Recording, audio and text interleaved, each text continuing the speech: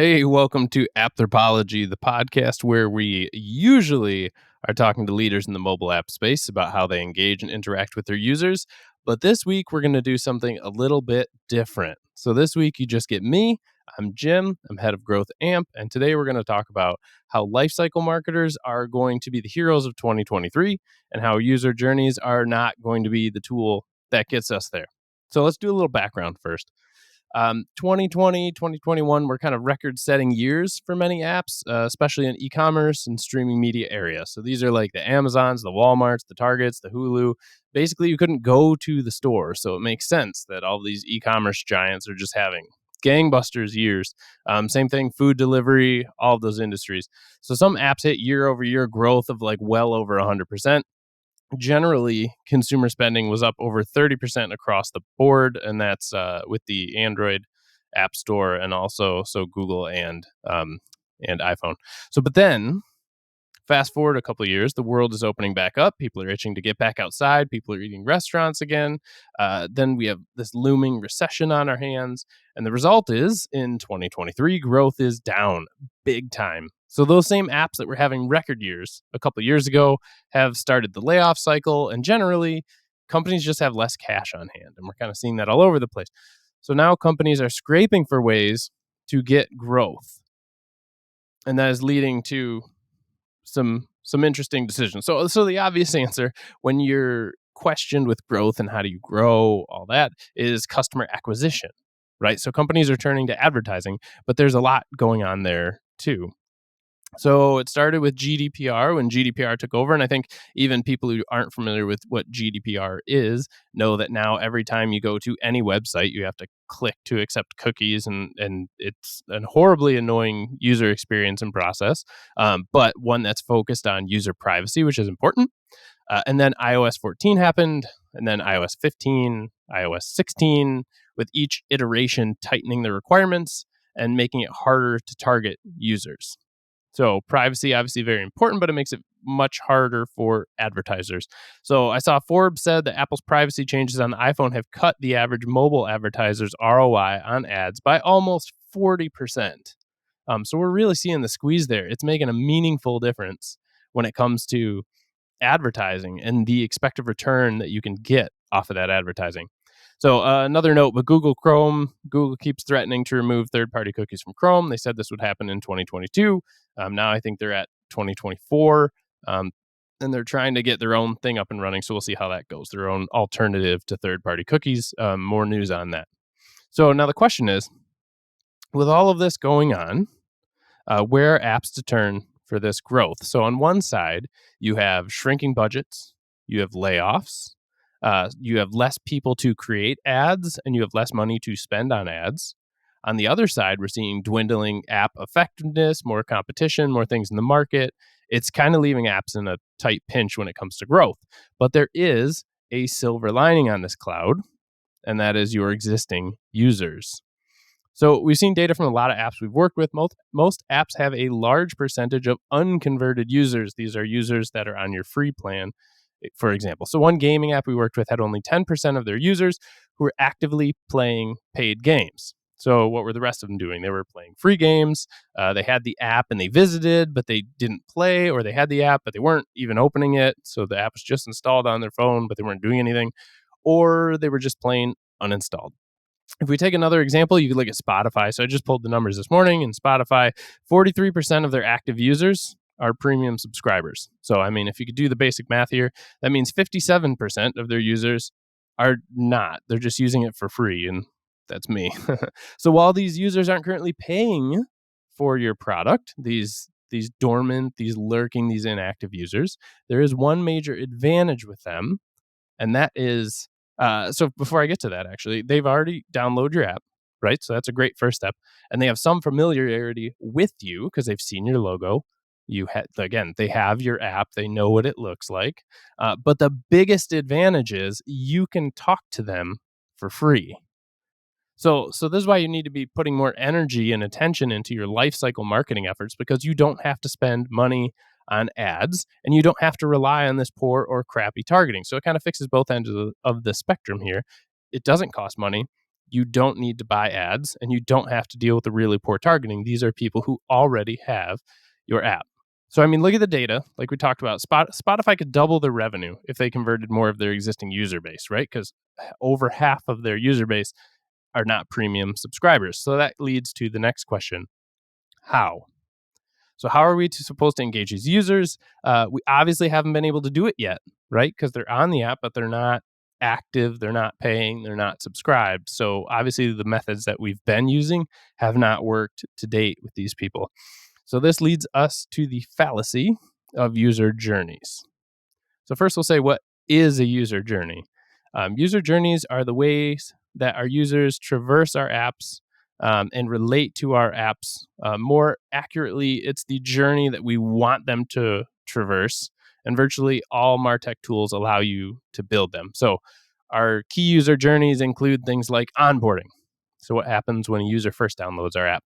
Or reactivation is another one. So how do we get them back if they go dormant? They were buying things, now they're not. What do we do?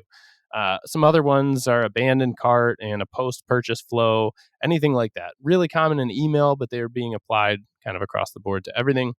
And you'll find all kinds of articles and tools to help you build journeys like these. I'd argue it's not because it's the most effective way of doing things. It's just the easiest thing to do. So let's walk through an example of an onboarding flow, typical onboarding flow. So we'd ask ourselves, what should we do first? Someone downloads our app. What do we do? Send them a welcome message? Should we send them a discount right off the bat? Should we send them a product recommendation off the bat? Should we send them a link to a getting started guide? I mean, it kind of depends what our app is, who our user is, what the relation is, right? So if we're e-commerce, do we send a product recommendation? Do we just send a general hello? Do we give them a discount off their first order? There's a lot of different things we could try. And then we have to add the timing element to that. So when should we send it? Should we send it after 5 minutes, after 2 minutes? Do we want to send it when they're already in the app? Is it supposed to encourage them to open it up if they've shut it already? So do we send it the next day? There's a lot of questions, and this always changes by medium, and I'd argue it changes by user too. So really, if you can see, it's a lot of guesswork at the beginning, or a lot of experimentation and testing that needs to happen before we arrive at our solution, at what we're going to do. So, and then there's another added complexity of knowing what our user has already done. So, for example, a generic welcome message might be great if someone just downloaded our app, but they haven't actually done anything yet. But what if they've already navigated past a few products, added a couple to the cart, and then even maybe made a purchase? Like, is the generic welcome message really still the right thing to send? So most tools account for this, and they add if statements and decision trees, and our flowchart gets much more complex. So now, if somebody joins but they don't buy, but maybe they looked at stuff, maybe we send a discount. But if somebody joins and then they do buy, maybe we send a product recommendation. And you can see how this quickly spirals. And you can see some apps have published like their decision tree for what they do, and it's really big and it's really elaborate. It takes a lot of people to work on. And then the question comes of, how do you deal with maintenance and iteration? So really, you can spend a lot of time on that. And like, let's go back to the timing piece. So I've seen articles that say the best practice for an abandoned cart push notification, for example, is 30 minutes. I would argue why. So for an example, just to bring it to real life, like if I'm making a big purchase, I will wait and I will discuss it with my wife. So the best time is actually probably a 24-hour period, because it's not, I didn't abandon the cart by accident. I did it intentionally because I need to stop and talk to her. So it's just a good reminder that next day, did I do that? But for example, if I'm sitting right next to her, then I can show her really quick, and then I can buy, and then maybe 5 minutes is better. So time is also a critical variable that's often overlooked. Just because there is something that is a best practice doesn't mean it's the best practice for you or for your users. So as you can see, this is kind of a really messy process. So we have to ask, like, how do we make each of these small decisions as we're building our user journey? And usually it's the A/B test. Usually an A/B test is the answer. So we pull on the data science team, if we have one, to run some experiments. Some tools let you do this kind of lightly. And if the generic welcome message becomes the most successful at engaging at like a 15% success rate, then it becomes the new de facto standard. All of a sudden, everybody gets the generic welcome message, despite the fact that it didn't work for the other 85% of their users. Or to coin my good friend Sean Wheeler, we are designing for our largest minority. So we actually did a study on user journey effectiveness with a retail app we worked with. I can link to this in the show notes. There was a simple journey that we wanted to see. So, for example, the user comes and they open the app, or maybe they click on a promotion, or maybe they click on a push notification. They could search products, apply filters, view the cart, maybe click a recommendation, add it to cart, start checkout, complete checkout. So basically, you get in somehow, you see the product. Ideally, you'd see a push notification with a product. You would click and you would enter and you would see that product. You would start the checkout process and you would complete the checkout process, right? So in actuality, they look much different. So one user, this is just an example of one user we tracked. They viewed the homepage. They viewed a promo. They viewed the products list. They went to recommendations. They went to view cart, but then they bounced back and viewed a product. But then they clicked on a recommendation, but then they picked a category that the product was in. They filtered the product categories. Then they clicked on a products list. Anyway, they added parts to wish list. And then they removed an item from their cart, and then they updated the app actually, and then came back and applied a promo. These are the real journeys that our users actually take with our apps every day. So very, very rarely do they actually take the idyllic path. So we followed about 42,000 users for a week. So after heavy filtering and removing a bunch of data, like we removed all the journeys that didn't actually check out, right? So we only followed people who had a successful checkout experience. We observed over 50,000 unique paths users took between app opened and purchase complete. So again, our oversimplified model is you click the push notification, you land on the product, you click to check out, and you check out. That would be our ideal. Nobody took that path. We had 50,000 unique paths. Only 6.8% of the users took the same path as someone else, and only 1.2% of the users who made multiple purchases in the same week followed the same path that they did on their previous purchase. Everybody did something absolutely different. And again, I'll put the link in the show notes. The point is, if we wanted to be accurate and true to the user journeys that our actual users want to journey, right? Because no one coerced them into that. That was their own natural progression and natural path and interaction with the app. We would need over 50,000 journeys to reflect that's just the successful journeys that our customers took on their way to a purchase. My larger question is, do you really think apps like Amazon, Netflix, Spotify, etc., are building these user journeys? So do you think that someone's sitting in the back room at Amazon figuring out what to send new users, making little if statements, adding delay times? And if they're not, why not? So it's very doubtful that they are, and it's likely because they know that there's a better way. So let's jump into an ideal world for a second and talk about how we would help motivate or influence people in real life. So like, how would we do it in marketing, or how would we do it in sales? First, we get to know our customers, right? What are their goals? What are their motivations? So we're not at first thinking about what we want them to do. We have a goal in mind, but we need to get to know them and what their individual motivations are. So, and we know that not everyone will fit into the same bucket. A great example is like coffee. Why do people like coffee? Some people like it for the taste. Some people like it for the energy. Some people like it for the digestive benefits. Some people want to feel like part of a group. Some people want to feel comfort, and coffee makes them feel comfort in a routine, right? There's a million reasons why people want the same product or why people do what they do. So, and then we learn, right? So we study our users and we get to know them individually, and we learn about them. We learn from each person's response. And so we adjust our personas and our approach. So the ideal is like this. We have our goals. So again, maybe it's to book a meeting, maybe it's to get someone to sign up for a free trial or buy a product, whatever it is. Then we take what we know has helped similar people reach that goal. So again, if we're bucketing people in the coffee group and we know that it's about taste, then when we talk to someone who's also interested in taste, we're going to emphasize the taste, right? And we're going to use all the tactics, all the learnings, all the skills from the previous taste interested people that we talked about. For another example, if coffee is all about comfort and belonging with someone else, we're not going to emphasize the taste. We're going to talk about the comfort and belonging and environment and things like that. So maybe there's a certain resource or a certain messaging approach that's worked really well. Maybe it's having them talk to an existing customer, making a connection through a review or some other process, whatever it is. It doesn't mean it works for everybody, but it worked really well for similar people to the user that we're talking about right now. So, and then we apply that messaging strategy to this prospect and see how it does. If it works, great. If it doesn't, we adjust. And basically, this is what the big apps do. Mostly because they have the data teams to do it. So from what I found on Google, Amazon has a data team of over 1,800 people, and this is pre-layoff numbers. So this is beyond the grasp of most typical apps, right?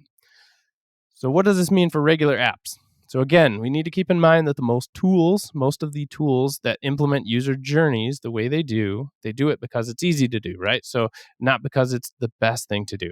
It's easy to set up and regulate a list of rules. So if user X clicks on a link, we fire off message Y after Z amount of time. That is super easy for any software to do, right? So somebody in like their first year of coding school could write up something like that. So is it effective though? Maybe. Better than nothing. Maybe, right? But look again at the current success rates today. So again, Spotify's at 43% success, which is considered very good, right? So the problem is this user journey approach seems like the only feasible option for the vast majority of apps because they don't have the time and resources to create an elaborate system like the big players do. This is exactly why we built AMP actually. So we actually don't allow you to build user journeys at all. Like you physically can't build one in AMP.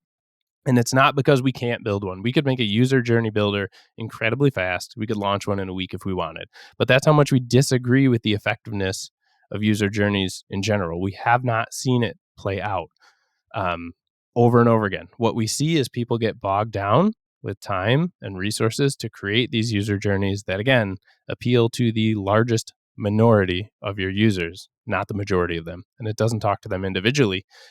If you actually did build that system where you're top down assigning individuals to unique journeys, it wouldn't be feasible. There's way too much there. So we actually implement a strategy similar to the sales example, where if a user hits your app, we track all that data. So visit time, sessions, products views, add to cart, add to wish list, checkouts, all of it.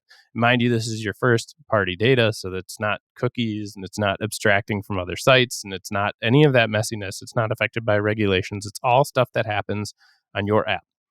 Then we cluster the users based on actions and attributes that we care about. So we group like people. And again, someone can be part of multiple groups. So, for example, if they are the usually visit at 7 p.m. group, they can also be the love cats group, right? If you had pet food or pet stores, you would know dogs versus cats and times and things. So one single member is not part of a specific like demographic segment. They're part of this cluster that can move and grow. So they might go from a 7 p.m. person to like a 4 p.m. group, and we can account for that variance over time too, because we expect to see variance over time.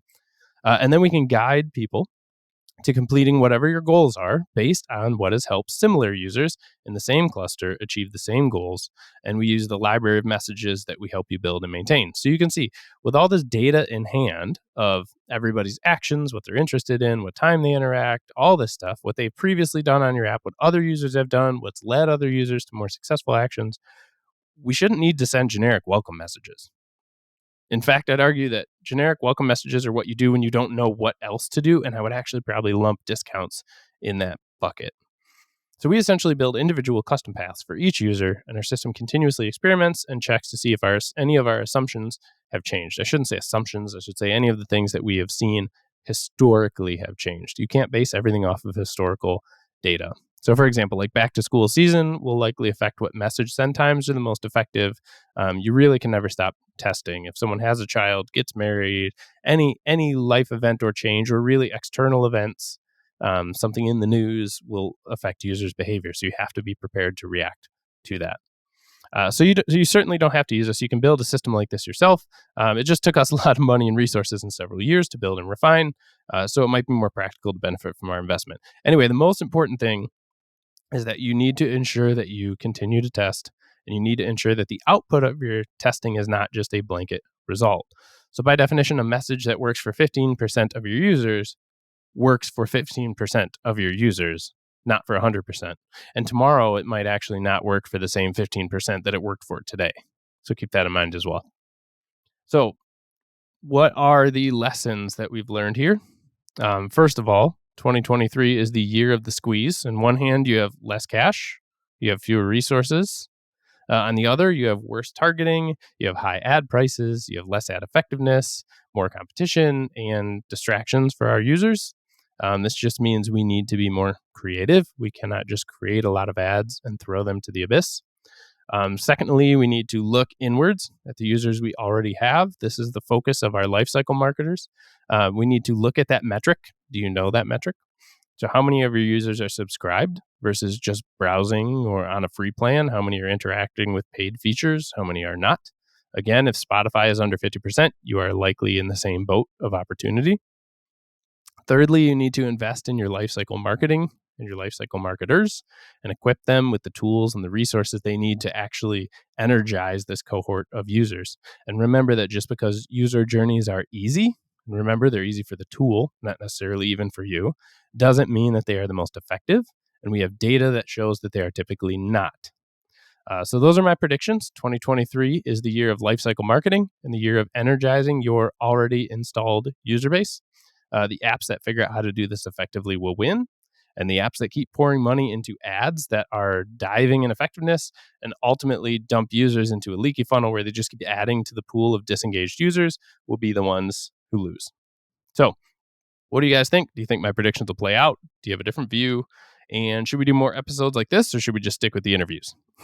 So please send me a note, connect with me on LinkedIn, drop me a comment, and I look forward to hearing from you guys. And if you enjoyed this episode, please like and share and leave us a 5-star review on Apple Podcasts. We appreciate each and every one of you who listen very much. So that's all for this week, and I will see you next week.